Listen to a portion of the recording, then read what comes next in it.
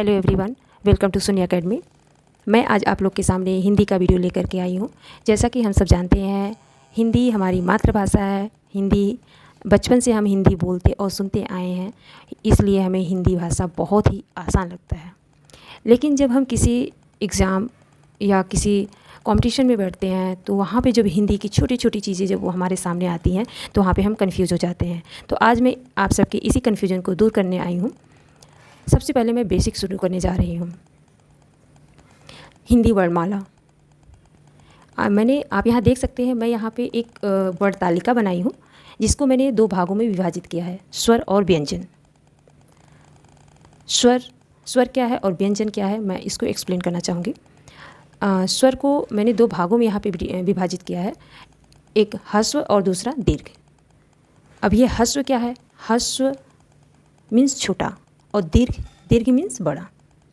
ह्रस्व में कौन कौन से अक्षर आते हैं, कौन कौन से स्वर आते हैं, आप यहाँ पे आप देख सकते हैं। यहाँ ह्रस्व के नीचे मैंने लिखा है अ, छोटी ई, छोटा ऊ और री, ये ह्रस्व कहलाते हैं। इसकी संख्या 4 है। और सेकंड नंबर पे आता है दीर्घ। दीर्घ किसको कहते हैं? आ, दीर्घ मीन्स बड़ा आ, बड़ी ई, बड़ा ऊ, ए, ओ और औ। इसकी संख्या 7 है। ये क्लियर हो गया। अब मैं आऊँगी व्यंजन पर। और व्यंजन किसको कहते हैं?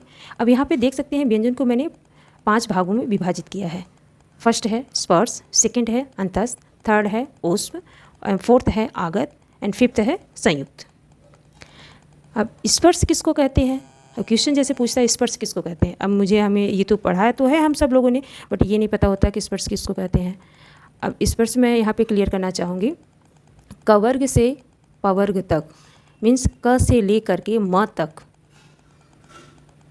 तथा ड और ढ स्पर्श कहलाते हैं। क ख ग घ अंग, च छ ज झ इय, ट ठ ड ढ अड़, त थ द ध न, प फ ब भ म। ये कवर्ग से लेकर के पवर्ग तक हुआ। इसकी संख्या 25 है और प्लस ड और ढ 25 + 2 = 27। क्लियर। अब सेकंड नंबर पर आता है अंतस्थ। अंतस्थ किसको कहते हैं? अब कवर्ग से लेकर के पवर के बाद म के बाद कौन सा अक्षर शुरू होता है? य, र ल व। ये य र ल व ये अंतस्थ कहलाते हैं और इनकी संख्या 4 है। नंबर 3 पर आता है ऊष्म। ऊष्म किसको कहते हैं? बड़ा श, मूर्धन्य श, छोटा स, ह। इसकी भी संख्या 4 है। अब यहाँ बड़ा श को मैं क्लियर करना चाहूँगी। बड़ा श और छोटा स को और क्या कहते हैं? अब क्वेश्चन ऐसा भी पूछ सकता है कि दंत स और तालव्य श किसको कहते हैं? बड़ा स को तालव्य श कहते हैं और छोटा स को दंत स के नाम से जाना जाता है। तालव्य श, मूर्धन्य श, दंत स, ह। इसकी संख्या 4 है। ये उसमें कहलाते हैं। और नंबर 4 पर आता है आगत। आगत किसको कहते हैं? ज और फ। ज और फ तो हम सब पढ़ते हुए आए हैं। अब यहाँ पे आप लोग देख सकते हैं इसको आगत क्यों कहा गया। अब यहाँ पे आप लोग देख सकते हैं ज के नीचे एक छोटी सी पॉइंट लगी हुई है, फ के नीचे भी एक छोटी सी पॉइंट लगी है। अगर पॉइंट नहीं लगा हो हम इसे पढ़ेंगे ज, बट ये पॉइंट लगने की वजह से हम इसको पढ़ते हैं ज। और पॉइंट ना लगा हो फ पर तो हम पढ़ेंगे फ, और पॉइंट लग गया तो इसको हम पढ़ेंगे फ मीन्स नुक्ता। इसको नुक्ता कहते हैं और इसे आगत के नाम से भी जानते हैं। इसकी संख्या 2 है। नंबर 5 पर आते हैं संयुक्त। संयुक्त अक्षर किसको कहते हैं?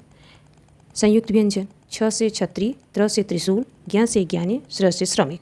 इसकी संख्या 4 है। इसको संयुक्त कहते हैं। आई होप जो मैं आपको एक्सप्लेन कर रही हूँ आपका ये डाउट क्लियर होता जा रहा हो।